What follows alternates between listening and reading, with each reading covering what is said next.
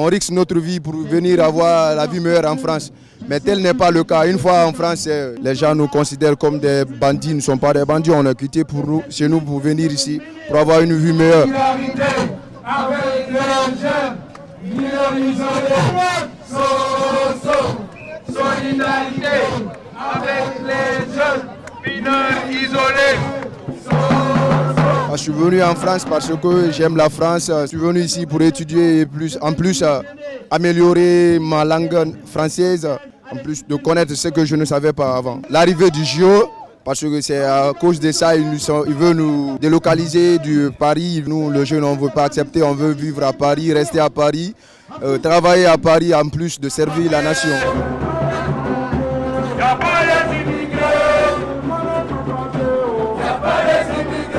En fait, maintenant, ce qui se passe, c'est qu'il y a une jauge pour la nuit avec 100 personnes qui sont autorisées à dormir sur place. Donc c'est bien parce qu'il y a à peu près 70 non hébergés, donc 70 jeunes qui sont à la rue, qui du coup peuvent dormir à l'intérieur toutes les nuits avec les délégués du collectif et quelques soutiens.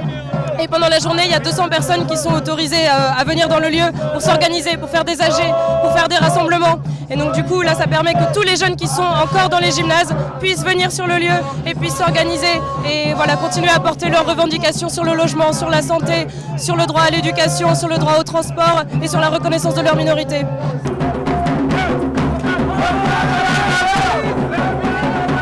Il y a les gens qui se mobilisent, les syndicats qui sont de notre côté, les associations, les différents collectifs des militants, ils sont de notre côté, ils nous soutiennent nous toujours. Moi je me dis que c'est un espoir, ça fait revivre. Parce que là, s'il y a il y a des soutiens des gros syndicats et les députés aussi qui s'intéressent à la lutte, moi je me dis que ça me donne de l'espoir aussi dans les jours à venir, qu'on peut y arriver, on peut changer ce système si on est solidaire entre nous, s'il y a la cohésion aussi quoi.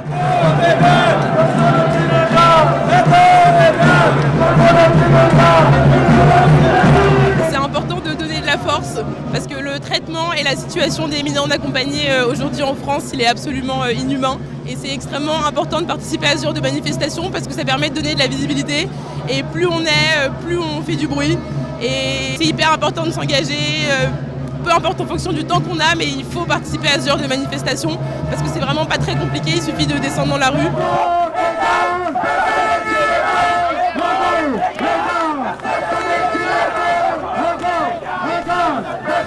C'est un lieu symbolique, la maison des métallurgistes qui a été investie par ces jeunes.